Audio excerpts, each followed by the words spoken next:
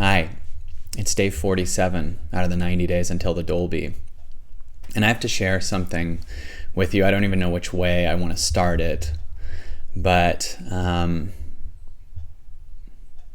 thinking about how much when you have a vision and you know what you're here to do.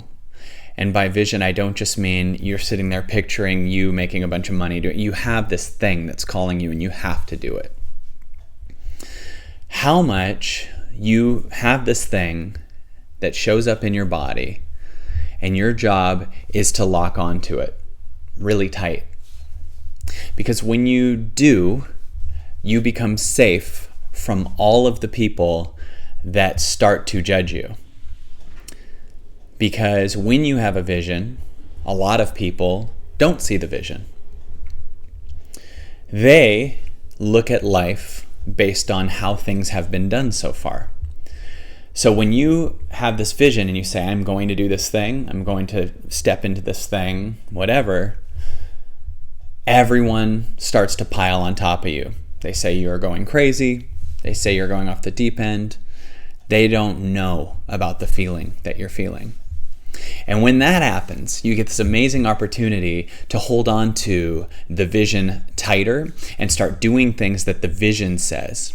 And in that process, you learn how to ignore current circumstances and start to make reality not what current circumstances are, but what the vision is. I went through this. At one point at the height of my comedy career, I decided I'm done doing comedy and I have this calling in me that says combine comedy and transformation. So many people gave me crap. They said I must be like a Scientologist or a cult leader or something. They said you're out of your mind. And so many things in my life started falling apart. And my vision said, stay with it. Then people that I had known and worked with before started becoming more and more famous. So my circumstances looked like, had I stayed a stand-up comedian, I'd be doing like this Will Ferrell movie, or I'd be in this thing. Like, people have often said, you're at the top of your career, what are you doing? Yeah, but my body said that's my circumstances and I have a new thing showing up. And it wasn't only about the vision, it's me learning how to stay connected to this. And most people make a huge mistake of getting a vision and then looking at the current circumstances and saying, well, I can't do the vision because these circumstances say that the world won't be able to accept my vision. And it's backwards. When you have the vision and you ignore the circumstances end up molding around your vision. This last weekend, we worked with 50 entrepreneurs at an event that we filmed with like 6 gorgeous cameras in a very intimate room. And the things that happened in the 2 days were so crazy and so exponential. And I learned so much more, not only about what my voice is, but what we're here to do, who we are. And this vision keeps unfolding louder and louder and getting clearer and clearer. And more my circumstances get quieter and quieter and become the vision. My circumstances become the vision. So when I have a vision now in my body, I step into it and I hear a bunch of people, well, you can't do that. And they're forgetting how many times I knew I was going to do this first thing and then did it. And when you know you're going to do something and you get a bunch of crap from people and then you finally do it and prove it, very few of those people go, you know what, I was wrong. They just shut up. And no one actually notices what happens when someone with a vision stays on it, and proves their point. This is how life works. And almost everybody listens to their circumstances. And that's their problem. Before stepping into your calling, you check the waters and see if it's safe out here while ignoring the thing that's coming up here. But what would happen if you listened to the thing that's coming up here and ignored the circumstances out here?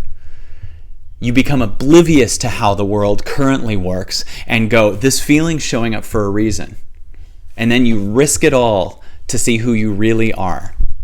Most people do the opposite. They risk who they really are for current circumstances. We are more interested in chasing money than chasing our heart. I was saying at the event, there are people out there that are so after money that they'll go on hurting the world, they'll cut down trees. You know, you're cutting down your own source of oxygen. I think there's some people that would put on a mask, go scuba diving, go to the bottom of the ocean, and if someone offered them $1 million at the bottom of the ocean to have their oxygen tank, they'd just give it to them and die. People will give their lives for money. But what happens when you do the opposite? You risk it all for your life. What happens when you stop looking at what's going on there and listen to what's going on here and follow it and follow it and follow it, and stop looking at why you can't based on other people who are scared of their own vision so much that they don't even know about their own vision, and they're just listening to their head and just honoring circumstances louder and louder and making more shitty circumstances, when you can listen to your vision and stay with it and stay with it and stay with it. And at first everyone's going to turn on you. And that's so awesome, because then you get clarity on who your real friends are. The ones that support you in your greatness, not in your failing. And you step into it and you stay into it and you feel this calling. What if I do this? Now, you got to be practical. You got to get a blah, blah, blah. You got to plan to retire. Dude, if you have a job that you need to plan to retire for, maybe that's not your calling. Maybe you're here to do what you love to do so much that you'll die doing it. You will go to 110, 120 years old, living your life, healthy as hell, in your alignment, not addicted because you're so mad at yourself that you've ignored your vision, that you've practiced ignoring your calling and getting more and more into your head, being a big circumstances freak. That's when you become an addict. When you listen to your vision, you become an innovative genius. You become a visionary. You become everything. Every human being has this available. And the way to do it is to listen to the next thing that it wants to do and trust it. Don't check in with anyone else, because most people won't honor it. They'll go, that's crazy. You're out of your mind. No, you need to... And they're not happy people. They're teaching you how to live like them. Anyone who's thinking innovatively, they get attacked. But trust me, they think in a different way. And when analysts show up and say, this visionary is out of his mind or her mind, that's because analysts are in their mind. They're in their head looking at what's happened. And I think the greatest place you can be is out of your mind. Because the biggest callings don't show up in your head, they show up in your heart. So get out of your mind. Stay with a vision, trust it, and watch how the world will form around you. It will mold around you. But at first it's going to collapse, because that's the old world collapsing around you, your old story, your old you. Make room for what you are. Stay with it. Holy shit, life gets insane.